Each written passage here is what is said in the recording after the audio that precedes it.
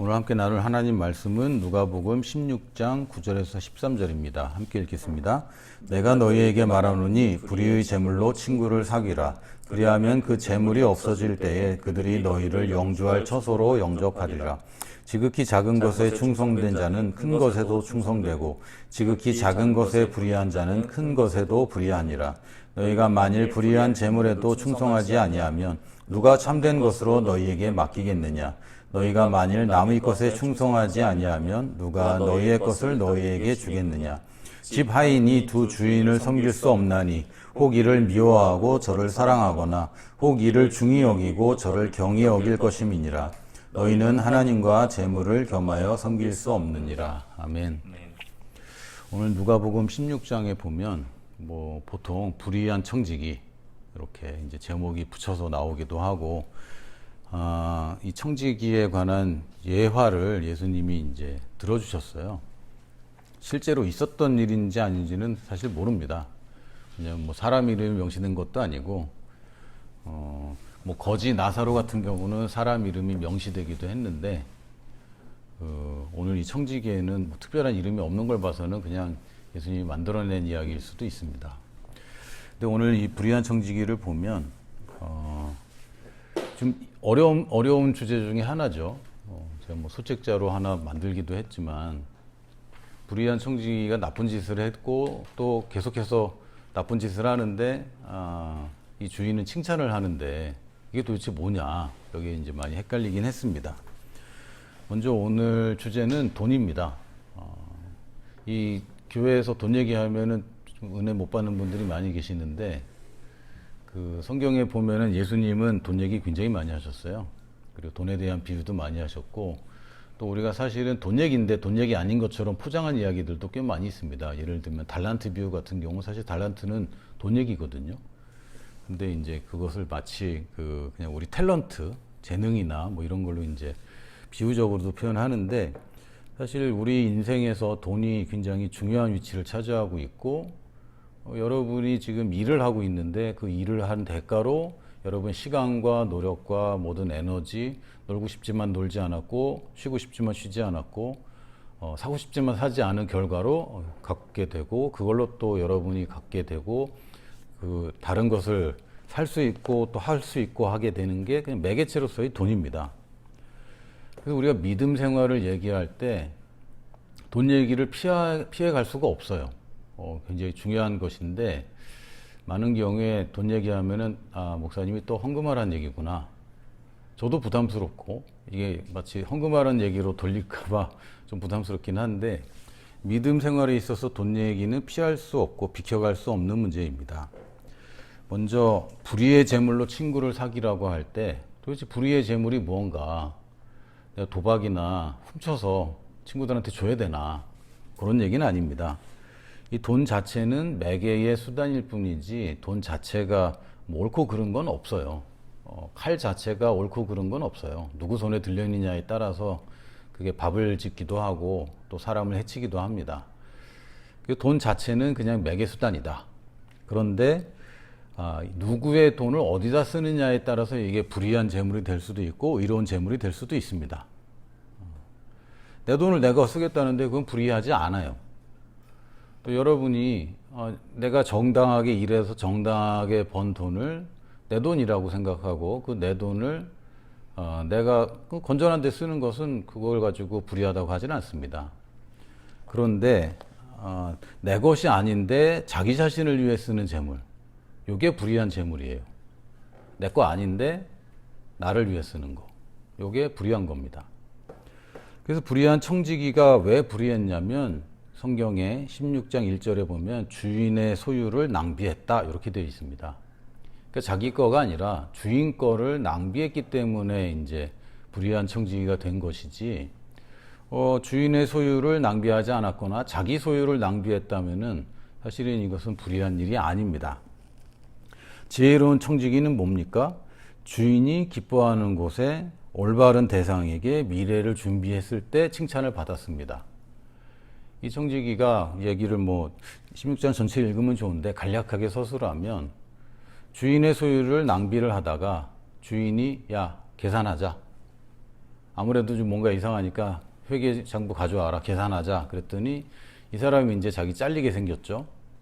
횡령 배임 뭐 이런 거예요, 요즘 말로 얘기하면. 그래서 주인에게 빚진 자들을 하나씩 불러다가 하나씩 빚을 줄여줍니다. 근데 그걸 보고 주인이 칭찬을 해요. 근데 주인의 소유고 주인에게 빚진 것인데 그것을 탕감해 준 것이 왜 칭찬받는 일인가? 이게 좀 어렵거든요. 근데 경제적인 원리로 봐도 이거는 부실 채무입니다. 부실 채권은 탕감해 주는 게 맞고요. 줄여줘야 됩니다. 왜냐하면 안 줄여주면 어차피 못 갚아요. 그리고 이 사람이 파산하게 되면은 아예 못 받아요. 그래서 갚을 수 있을 만큼으로 줄여주는 것은 굉장히 지혜로운 일입니다. 뭐 기름 몇 말 뭐가 얼마, 이거 뭐 요즘 돈으로 환산해서 얼마인지는 정확하게 모르겠지만 대략적으로 해도 뭐 1,000만 원 이상의 큰 돈들인 것 같고, 그리고 이 사람들이 그렇게 큰 빚을 지고 있는 걸 보면, 그리고 이 사람이 빚을 탕감해 주면서 기대하는 게 뭡니까? 나중에 저 사람이 나를 좀 대접할 것이다 라고 하는 것을 보면 그냥 작은 돈 지금 탕감해 주는 수준이 아니라 어차피 갚지 못하고 계속해서 이자가 늘어나서 지금 굉장히 어려운 상황에 있는 사람들을 이 사람이 도와준 것입니다. 그래서 경제적인 논리로 봐도 부실 채권을 회수하는 거죠. 그걸 줄여서 회수할 수 있도록 만드는 거니까 이거 굉장히 지혜로운 것이고, 또 이 주인은 좀 특이한 주인이라 주인이 얘기하는 거는 당연히 뭐 하나님 아버지를 이제 비유하는 것이고, 하나님 아버지가 좋아하시는 이거 뭡니까? 빚진 자들의 빚을 탕감해 주는 것을 좋아하십니다. 죄를 사하여 주시는 것을 좋아하시고, 예수 그리스도가 모든 빚을 다 갚아주고 우리는 속량 받는 것을 하나님 아버지는 좋아하십니다. 그러니까 이 사람이 그걸 하는 거예요. 이게 비유적일 뿐이지 경제적인 것뿐만 아니라 사람들이 빚을 지고 죄를 지고 사는데 그것을 사해 주는 것, 줄여주는 것, 탕감해 주는 것, 그것은 사실 주인이 좋아하는 것입니다. 그러니까 이게 경제적으로 봐도 주인에게 해가 되지 않고 이득이 되는 일이고, 또 영적으로 봐도 이것은 아버지께서 좋아하시는 일입니다. 거기다가 이 사람이 또 빼돌릴 수도 있겠죠. 좀 미련한 청직이었다면 자기가 낭비해서 벌받을 것이 다가오는데도 여전히 자기를 위해 꽁쳐둘 수도 있습니다.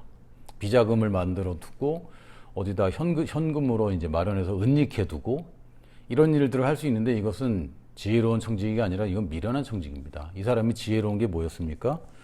다른 사람에게 주기 시작한 거예요. 이거 굉장히 지혜로운 겁니다. 세 번째, 왜 지혜로우냐? 미래를 준비했습니다. 돈은 미래를 준비할 때 이것은 지혜롭다고 할 수 있습니다. 이 사람이 지금을 모면하는 쪽으로 간 것이 아니라 앞으로 자기 자신의 미래를 준비하는 데 자기가 지혜를 발휘했기 때문에, 그래서 세 가지 이유에서 이 주인이 이 사람이 지혜롭다라고 얘기를 해줍니다. 근데 여기서 오늘 주제는 뭐냐면요, 10절에 보면 지극히 작은 것에 충성된 자는 큰 것에도 충성되고, 그러니까 우리가 재물에 대해서, 돈에 대해서 얘기할 때 사실은 이게 지극히 작은 것이라고 얘기합니다. 그리고 재정에 관한 믿음이 굉장히 부담스럽기도 하고 굉장히 어려운 것 같기도 하고 큰 믿음이 활용돼야 될 것 같기도 한데, 돈에 대해서 하나님의 축복을 받는 이 믿음은 사실은 지극히 작은 것입니다. 그리고 이것이 굉장히 기본적인 것이기 때문에 이 돈에 대해서 하나님을 신뢰하지 못하면 사실은 다른 것에서도 신뢰하지 못하는 것입니다.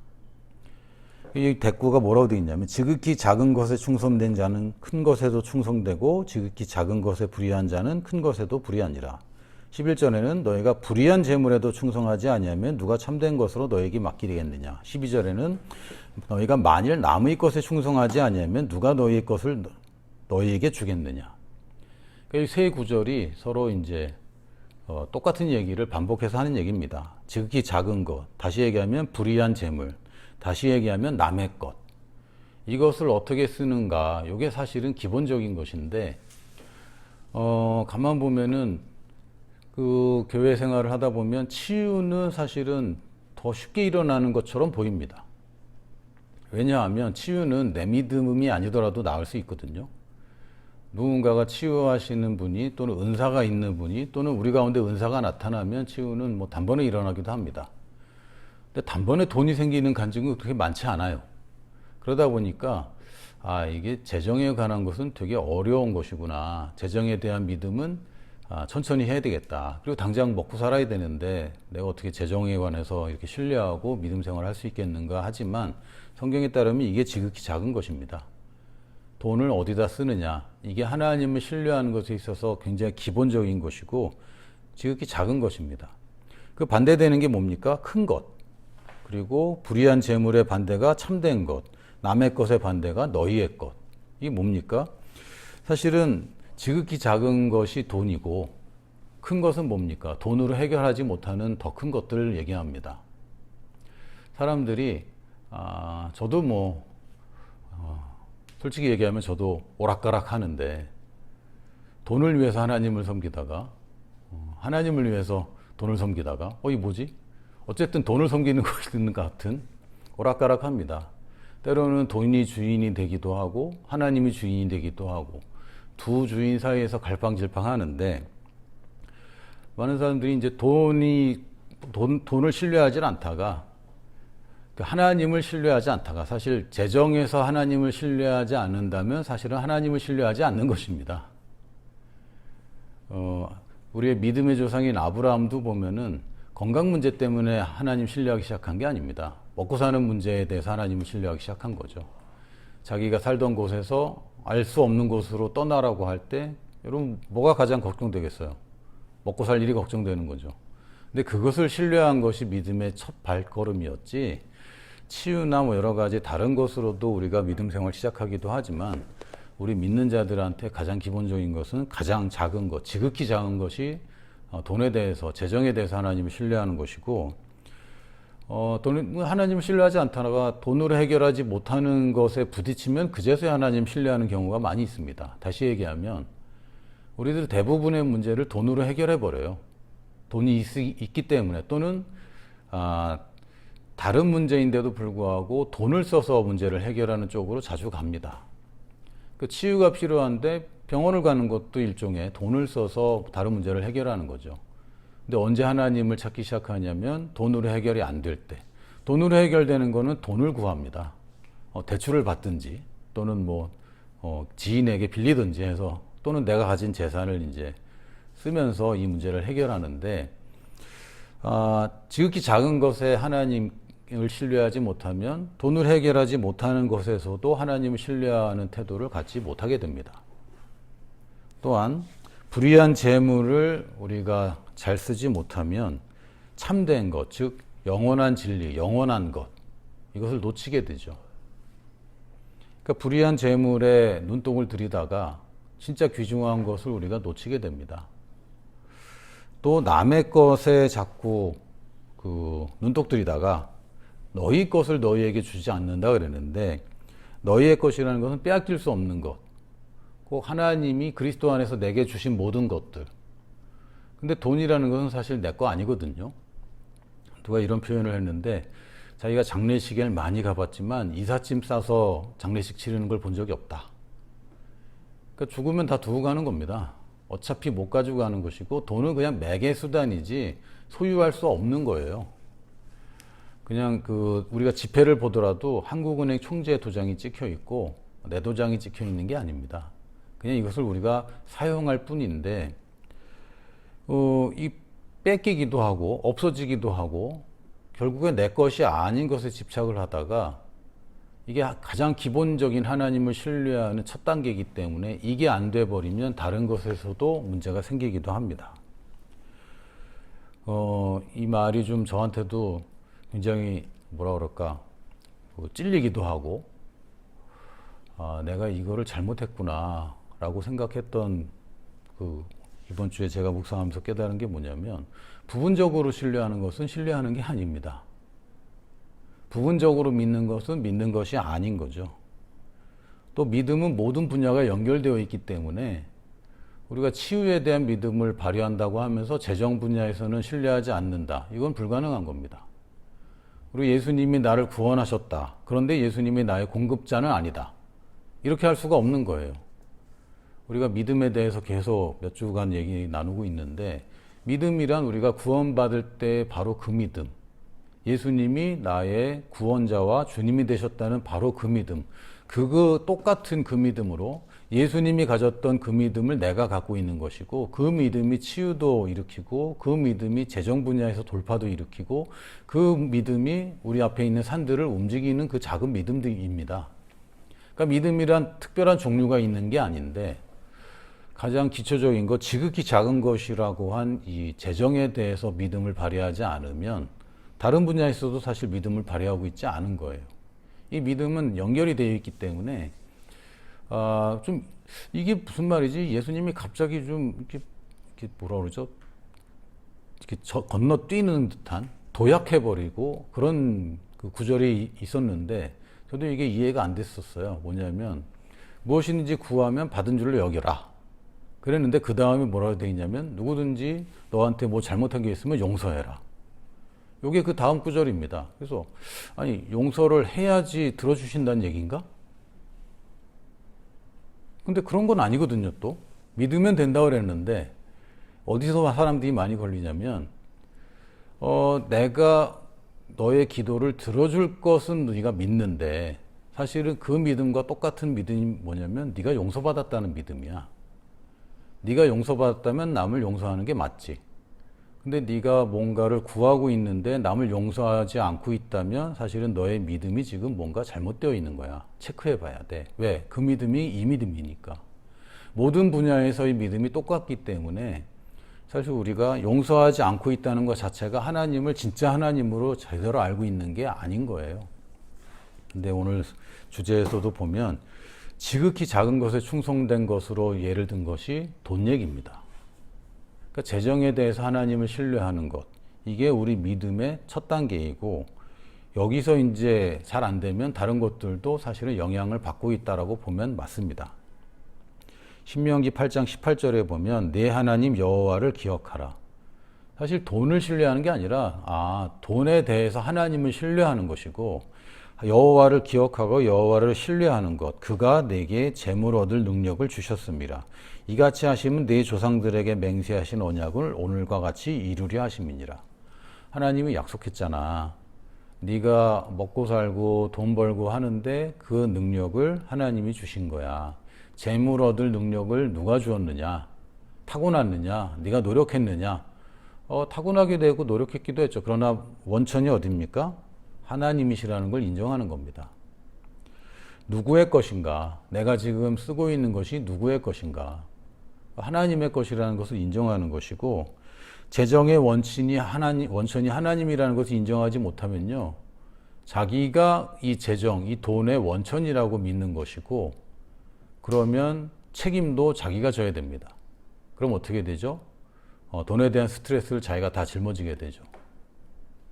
그런데 하나님이 원천이라는 것은 내가 책임이 없다는 얘기고요. 여러분 그 직장 다닐 때 법인카드 받으면 써봤는지 모르겠지만 아낌없이 쓸 수 있어요.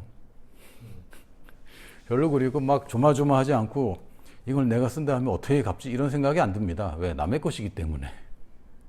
그래서 내 돈이 하나님의 것이라고 생각하면 내가 아낌없이 줄 수 있게 됩니다. 저도 이제 법인카드를 지금도 가지고 있고, 특히 이제 단체의 대표로 있을 때는 단체의 재정이 꽤 괜찮은 단체라면 법인카드를 쓰는데 거리낌이 없어요. 특히 누구에게 밥 사줄 때 비싼 거 먹어, 아무 부담이 없는 거죠. 금요일에도 그 보육 종료 아동이라고도 부르고 자립준비 청년이라고도 부르는 보육시설 충신의 이제 청년들 3명하고 밥을 먹었는데 정식 먹어, 정식. 단품이 있고 정식이 있더라고요. 제가 뭐라고, 정식 먹어, 정식. 왜? 남의 돈 쓰는 거거든. 이거는 굉장히 넉넉해집니다. 그러니까 나는 왜 쪼들리고, 물론 이제 검소하게 살고 아끼고 살아야 됩니다. 사치하라는 얘기가 아니라, 내가 조마조마하고 불안한 이유 중에 하나는요, 내가 하나님을 내 부의 원천으로 삼지 않고 있다는 증거입니다. 내가 스트레스 받고 있는 거예요. 공급자가 있다는 걸 안 믿고 있기 때문에 자꾸 걱정되는 거죠.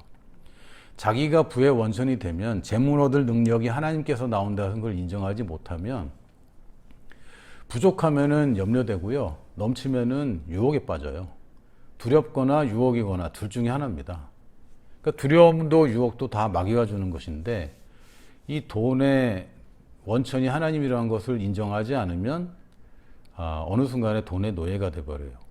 그러면 적어도 힘들고 많아도 힘들고 없어서 망하고 있어서 망하고 이게 세상에서의 패턴입니다. 세상에서 기독교인들보다 사실 돈 많은 사람도 꽤 많습니다. 기독교인보다 안 믿는 사람이 더 많기 때문에 돈 많은 사람도 뭐 비슷하게 많지 않을까 싶어요. 근데 그 사람들이 절대로 하나님이 주시는 평안을 얻을 수가 없어요. 근데 심지어 그리스도인들도 재정에 대해서 하나님이 원천이라는 것을 인정하지 못하면 계속해서 시달리게 됩니다. 욕심에 따라 가거나 두려움 때문에 가거나 둘 중에 하나입니다. 그래서 내 것이 아니라 이것이 하나님이 주신 것이다 라고 한다면 어디에 써야 됩니까? 주인을 위해 써야 되는 거죠. 직장 생활하면서 사장님 돈 벌어주는 일을 하는 것이지, 사장일 수도 있고 주주일 수도 있지만 자기 월급을 위해서 일하는 것은 사실은 잘못된 것입니다. 사장님을 위해서 일하는 것이고 주인을 위해서 일하는 것이고 우선순위를 바로 할 때 이 사람이 월급 받고 승진하게 되는 겁니다. 근데 내게 주어진 돈만큼 일한다. 이 사람은 발전하지 못하고요. 이것이 자기 돈이기 때문에 이 사람은 괴롭게 인생을 살아요. 돈 때문에 굉장히 힘들어집니다. 두 주인을 섬길 수 없다라고 성경은 선언하고 있는데 그 불가능한 걸 우리가 잘하고 있죠. 줄타기 하면서 이쪽 저쪽 하면서 필요할 때마다 바꿔가면서 여러분 너무 잦은 이직은 곤란해요. 돈의 노예로 있다가 하나님의 종으로 있다가 왔다 갔다 하는데 이거 꼭 짚고 넘어가야 됩니다. 이게 비켜갈 수 없는 문제예요. 내가 돈을 섬기고 있는가 하나님을 섬기고 있는가. 헌금 많이 해야겠다라고 그냥 스리슬쩍 넘어갈 문제가 아니고요. 내가 진짜 이 돈이 하나님으로부터 왔다고 믿는가 아닌가, 이거는 절대 비켜나가면 안 됩니다. 이 돈에 대한 관점 중에 가장 중요한 법칙이 뭐냐면 심고 거두는 법칙인데, 단지 많이 심으면 많이 거둔다, 맞습니다. 근데 그것보다 더 중요한 원리들이 있습니다. 고린도후서 9장 8절에서 10절을 보면 하나님이 능히 모든 은혜를 너희에게 넘치게 하신다니. 원천이 누굽니까? 하나님입니다. 은혜로 받은 것입니다. 값없이 받았다고 인정해야지 내가 열심히 해서 번 돈이다, 그거 아닙니다. 하나님이 나에게 은혜를 주셨고 나에게 내가 할 수 없는 것을 하게 해주셨고, 여러분보다 능력 많은 사람들이 지금 실업자인 사람도 많아요. 나보다 능력 있고 더 잘 배웠고 더 잘하는 사람이 지금 아파서 일을 못하는 사람도 많습니다. 그러니까 이게 나는 감사할 줄 모르고 나는 내가 잘났어라고 얘기한다는 것은, 이거는 가장 첫 번째 단계에서 지금 그걸 해결하지 못하고 있는 것이고, 그거를 꼭 해결해야 됩니다. 하나님이 능히 모든 은혜를 너에게 넘치게 하시나니 이는 너희로 모든 일에 항상 모든 것이 넉넉하여 모든 착한 일을 넘치게 하게 하려 하심이라. 모든 일에 항상, 신나지 않습니까? 모든 일이라니까 내가 먹는 것도 들어가는 거잖아요. 그러니까 심는 것은 먹는 것을 포함합니다. 단지 무엇을 먼저 하느냐의 차이일 뿐이에요. 심고 거두는 법칙은 내가 많이 심어서 내가 많이 먹는다는 게 아닙니다. 내가 많이 심어서 많이 거두는데 그 중에 일부를 내가 먹고 또 많이 심는다는 얘기입니다. 그러니까 심고 거두는 법칙을 마치 내가 헌금하면 내가 돈을 많이 받을 거야, 이렇게 이제 생각하고 동기가 불순하면 곤란해요. 그 앤드류 워명 목사님 책을 읽다가 아주 재밌는 일화가 있더라고요. 집회를 하셨는데 갑자기 성령님이 감동을 하셔서 이 교회에서 5만 불을 헌금해야 될 것 같다고. 액수까지 얘기하면 사람들이 굉장히 시험 들지 않습니까? 근데 담임 목사님 나오셔서 1,000불씩 헌금할 사람들 손을 들라고 그랬더니 50명이 손을 들었대요.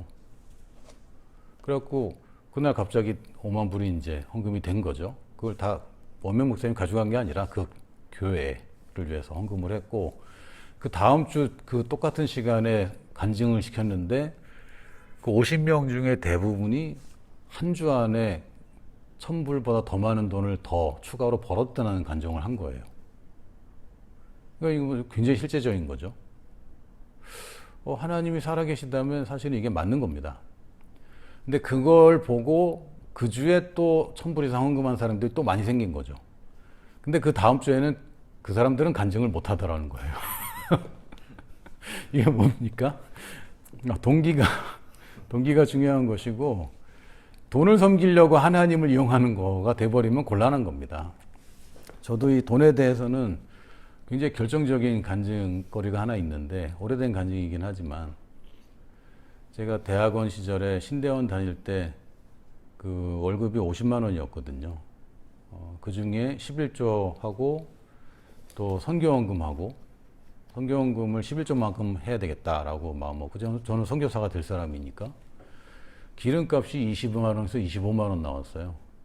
거기다 청년부, 청소년부 담당하니까 애들 밥 사줘야 되고, 그러니까 밥 먹을 때마다 늘 그렇게 가난하게 살았어요. 늘 학생식당 이용해야지 밖에 나가서 먹기 힘들고, 3,000원짜리 밥 먹고 뭐 그러고 살았는데, 그러니까 1,000원 하나 쓰는데도 막 굉장히 어려웠던 시절이 있었습니다. 그런데 어느 날 제가 병문안을 갔다가 선교사님 2분하고 집사님 1분하고 넷이서 식사를 하게 됐는데, 그냥 순댓국집에 가서 뭐 그냥 간단하게 5,000원짜리 식사를 했어요. 그때 하나님, 나는 그냥 감동이라고 생각 안 했고, 난 선교사님 밥을 좀 사드리고 싶다, 그냥 이런 갈망이 있었고, 근데 여유 현금은 없었거든요. 돈이 없고, 그런데 저희가 믿는 거 있잖아요. 신용카드. 신용카드는 내가 믿는 카드라서 신용카드 아닙니까? 그 신용카드로 그냥 긁었죠. 그냥 긁은 게 아니라 나를 말리는 그 집사님이랑 싸우면서 내가 그걸 긁었거든요. 이 집사님이 나를 사랑해 주니까, 전도사님이 무슨 돈이 있냐고. 그분은 좀 돈이 좀 많으셨던 분이고, 그분이 사주려고 그랬던 건데 이제 내가 가로챈 거예요. 그래서 너무 기뻤던 거죠. 나중에 뭐 짧게 얘기하면, 하나님께서 원래 제가 장학금을 받을 수 없는 성적이었는데 1등만 주는데 제가 2등을 한 거예요. 그래서 못 받게 됐는데, 학교에서 전화가 와서 받았더니 당신이 장학금을 받게 됐다. 내가 2등인데 어떻게 받겠느냐 그랬더니, 교수님들이 이것 때문에 회의를 했다. 너무 근소한 차라, 0.05점 차인가 그랬어요. 너무 근소한 차인데 당신이 수업을 더 많이 들었다. 이 수학점이 높아서 당신을 주기로 했다. 그래서 학교 개교일에 처음으로 2등이 장학금을 받았죠. 그래서 평소에는 한 학기에 100만 원 받았는데 200만 원이라는 거예요. 그래서 지난번엔 100만 원인데 왜 200만 원이냐 그랬더니 이번 학기부터 올랐대. 근데 성령님이 나한테 그때 뭐라고 하셨냐면 100배다 이렇게 100배다라고 얘기하셨는데, 그때 생각이 났어요. 내가 순수한 마음으로 심는 것을 하나님은 잊어버리지 않는, 나는 잊어버렸는데 성령님이 잊어버리지 않는구나. 그리고 나중에 알고 보니까 그 장학금이 2배가 된 게 아니라 직원이 처음 와갖고 실수를 한 거예요. 그래서 한 학기 장학금에 1년치 예산을 다 줘버린 거야. 그래서 200만 원이 된 거예요. 하나님이 100배를 맞춰준 거죠. 그래서 돌려줘야 되냐 그랬더니, 한 번 드린 건데 어쩔 수 없죠. 그러고 이제 넘어가게 된 거예요. 그래서 개교일에 처음으로 2등이 2배로 장학금을 받은 사건이 생겼는데, 그게 중요한 게 아니라 하나님이 잊지 않는구나. 나는 그냥 별거 아닌 거라고 생각하는데 하나님은 빚지고 못 사는 분이고, 하나님은 주는 분이다. 하나님은 아낌없이 주는 분이고, 언제든지 이렇게 생각지도 못하게 나를 축복할 수 있다. 저는 사실 돈이 없을 때 돈 나올 구멍들 다 찾아보거든요. 나만 그런가? 돈이 없어 본 적이 없나? 빌릴 때까지 다 생각해 보잖아요. 그런데 어김없이 내가 생각하지 못한 데서 돈이 오더라고요. 그래서 생각을 말아야 돼. 왜? 너무 어렵게 와, 그렇게 되면. 내가 생각할 수 있으면 내가 하나님을 신뢰하는 게 아니니까. 그럼 방법은 하나님께 맡기는 것이지, 사장님이 어디서 투자받아 찍고 내가 알 게 뭡니까? 알아서 하시는 거지. 내 월급이 어디서 나오는지 내가 뭘 걱정합니까? 그건 하나님 걱정할 일이지. 이 주인을 제대로 섬겨야 되는 것이고, 개념을 똑바로 해야 됩니다. 그래서 이 착한 일을 넘치게 하게 하는 것이 목적이라서 나에게 모든 일에 항상 모든 것이 넉넉한 겁니다. 이게 주객전도 돼버리면 이게 안 돌아가기 시작해요. 법칙이 잘못된 겁니다. 근데 많다고 그러면 좀 미안하고, 어느 정도는 사람들이 그 말씀을 추구하고 믿음을 적용하려고 할 때 부자 되고 싶어서 하는 사람들도 꽤 많습니다. 사실 저도 오락가락 할 때가 많이 있고요. 내가 풍족한 삶을 살고 싶어서 믿음을 발휘해야 되겠다. 물론 그렇게 접근해서 바뀌는 경우도 있지만 결국은 바뀌어야 됩니다. 주객이 전도되면 일이 안 돼요. 그래서 9절에도 계속 얘기가 뭐라고 되어 있냐면 기록된 바 그가 흩어 가난한 자들에게 주었으니 그의 의가 영원토록 있느니라 한 것 같으니라. 너한테 모든 일에 항상 모든 것이 넉넉한 거는 예를 들어서 가난한 자들에게 주는 거, 그게 의로운 거야. 그렇게 얘기하면서 10절에 심는 자에게 씨와 먹을 양식을 주시는 이가, 심는 자에게 심을 것만 주시면 굶어서 안 되잖아요. 근데 씨와 먹을 양식을 주시는 이가 너희 심을 것을 주사 풍성하게 하시고 너희 의의 열매를 더하게 하시리니. 의의 열매가 뭘까? 좀 전에 얘기했죠. 9절에 가난한 사람들에게 나눠줘서 그것이 의로운 것이라고 그랬고, 그것이 우리의 열매입니다. 결국 사람에게 가는 것, 다른 사람에게 주는 것, 내가 그것을 혼자 소비하는 것이 아니라 다른 사람에게 주는 것, 이게 사실은 의의 열매입니다. 그러면 왜죠? 그 사람이 나의 친구가 되잖아요. 친구를 사귀라고 그랬다는 것은 친구 아닌 사람한테 쓰라는 얘기고요. 여러분이 친하지 않은 사람, 혹은 모르는 사람, 혹은 사랑하지 않는 사람, 이 사람들한테 여러분의 돈을 쓰기 시작하는 겁니다. 대표적인 것이 선교지에 쓰는 겁니다. 거긴 나 몰라요. 사실 선교사님도 사실 얼굴도 못 본 사람들이 많잖아. 하지만 나는 그 사람들을 내 친구로 사귈 텐데 그 친구들 이 땅에서는 못 만날 수도 있어요. 근데 천국 가서 만나는 거죠. 왜? 영원한 것이기 때문에. 이것은 내 것입니다. 영혼 구원은, 영혼의 열매는 내 것입니다. 다른 것은 내 것이 아니지만 이 땅에 다 두고 가는 거지만 천국에 가져가는 것, 가져간다고 표현해 좀 그렇지만 같이 가는 것, 영원히 함께 있는 것, 이거는 영혼 구원이죠.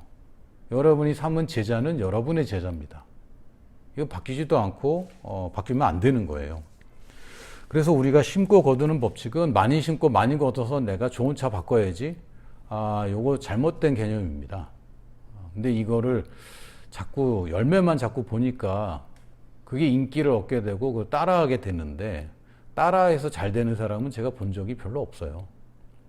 대부분은 순수하게 이 원칙을 모르고 들어갔는데 그 열매를 딴 사람들이 많이 있고, 하나님이 원천이라는 것, 그래서 내가 청직이라는 것, 요 두 가지만 꼭 분명히 해야 됩니다.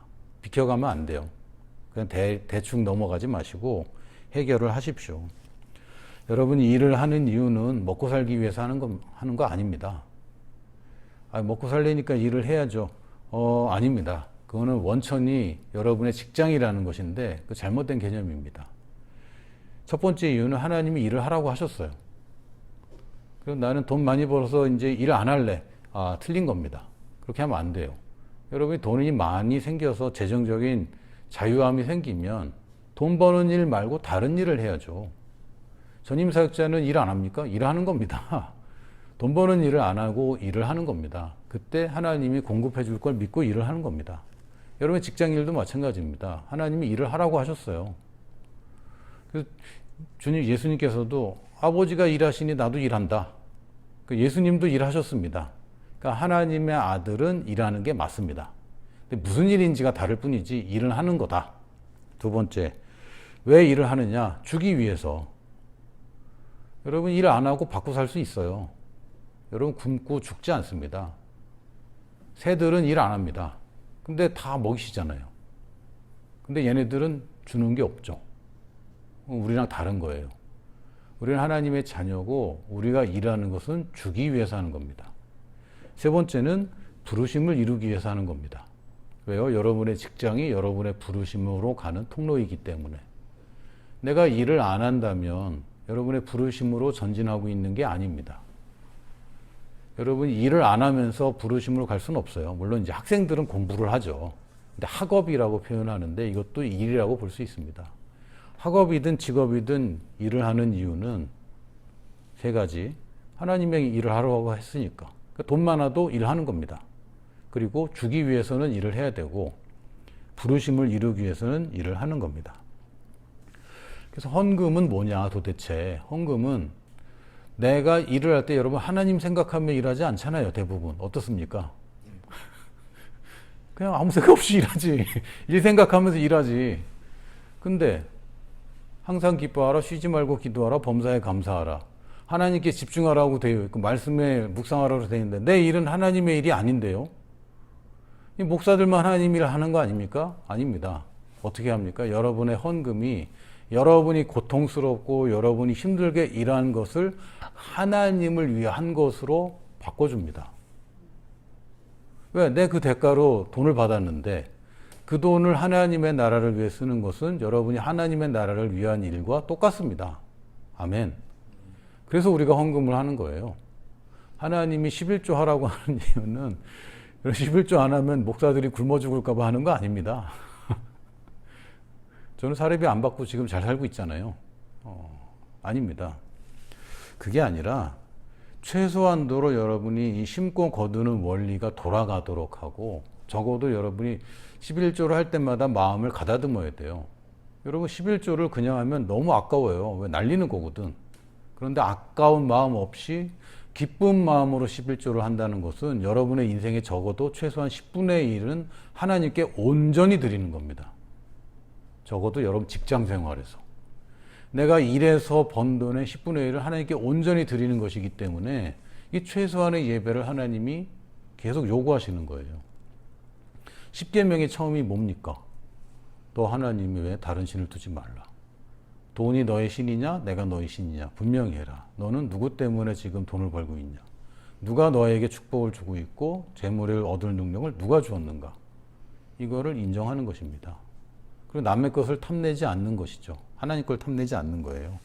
그래서 11조와 헌금은 좀 다르긴 한데 오늘 주제는 좀 아니니까 나중에 더 설명하기로 하지만 여러분이 헌금을 함으로써 11조를 하면서 여러분 인생에 특히 노동 인생의 10분의 1을 하나님께 드리는 것이고 추가로 헌금을 함으로써 여러분이 하나님 나라에 심는 것입니다. 그럼 더 많이 거두게 돼 있고요. 여러분이 다루는 그 회사에 돈을 더 많이 벌어온 사람은 연봉이 늘어납니다. 당연한 거 아닙니까? 하나님이 또 어리석은 분이 아니기 때문에 여러분이 하는 일이 하나님 나라를 위해서 더 많은 것을 기여하면 여러분이 다루는 돈이 많아지는 거고요. 그 중에 여러분의 퍼센트도 포션도 커집니다. 그래서 내가 점점 더 부유해지는 겁니다. 그런 쪽으로 생각을 해야지 내가 하나님 축복받아서 이걸 해서 내가 이거를 나를 위해서 다 써야지. 아닙니다. 그거는 잘못된 생각이고 어떻게 하면 하나님의 나라를 위해서 더 할까? 그래서 나도 내가 너무 세상의 원리를 하나님의 원리보다 좀 더 높이 두었구나라는 생각을 좀 최근에 하고 있습니다. 제가 선교단체 대표를 좀 오래 하면서 세상적인 원리에 많이 물드는 것 같아요. 아이러니하게도. 가만 보면은 헌금이 줄고 있거든요. 교회들은 점점 어렵다고 그러고 선교사들도 돈이 줄고 있고 근데 착각한 거죠. 선교를 누가 하고 계시냐? 누구 일을 하고 있는가? 근데 나는 돈이 줄어들고 있다는 것에 너무 포커스를 맞췄다. 물론 그걸 알고 있어야 됩니다. 그러나 그렇기 때문에 하나님이 어떻게 하면 더 축복을 하실 수 있는 그런 단체가 될 것인가? 이쪽으로 가야 되는데 돈을 끌어오는 방향 쪽으로 가는 것은 잘못된 개념입니다. 이제 와서 후회가 많이 돼요. 지나고 나니까. 지금 제가 런트 기부를 하는 것은 그렇게는 안 하려고 합니다. 물론 모금 활동도 할 것이고 사람들에게 알리는 것도 하겠죠. 그러나 런트 기부라는 것 자체가 뭡니까? 주는 것을 배우는 겁니다. 주는 것을 배워야 되고 우리는 배우는 사람들인데 이걸 통해서 주는 사람들이 더 복을 받는 것을 아는 단체가 되고 싶고 후원 많이 받아서 제가 풍족하게 살 생각은 안 하고 있어요. 그래서 이 단체를 통해서 정말 하나님이 주시는 재정으로 하나님의 일을 하는 것이 무엇인지 그렇게 안 하면 제가 뭐하러 그걸 하고 있겠습니까? 그냥 불신자들과 비슷하게 또는 그냥 하나님 없는 비영리 단체들과 비슷하게 한다면 굳이 내 인생 그렇게 할 필요 없잖아요. 그냥 살다 가는 인생으로 끝날 거라면 그렇게 살고 싶지 않습니다. 우리가 생각하고 말하고 있는 형통이 정말 세상 사람들과 다를 게 없고 그냥 조금 나아지는 수준의 형통이라면 이건 성경 말씀이 좀 잘못됐다고 할 수밖에 없어요. 성경 말씀이 진리라면 우리가 하나님으로부터 받는 이 축복과 형통은 지금의 차원과는 달라야 됩니다. 월면 목사님 책에 이렇게 써 있습니다. 저도 그거 받고 안 믿어지지만 믿어야 되겠다 라고 한 것이 뭐냐면, 당신이 지금 분에 넘치도록 왜 내가 이런 축복을 받는지 모르겠다 할 정도로 지금 축복을 받고 있지 않다면 당신은 지금 하나님의 형통을 지금 모르고 있는 상태다. 왜? 분에 넘치는 은혜를 받는 게 맞잖아요. 그런데 내가 왜 이렇게 잘 되지? 라고 생각이 들지 않는다면 지금 당신이 이래서 지금 버는 거다라는 겁니다. 그 수준에서 우리는 벗어나야 되겠고, 저도 벗어날 것이고 여러분도 벗어날 것이고 이 말씀을 듣는 당신도 벗어날 것을 예수님의 이름으로 축복합니다. 아멘.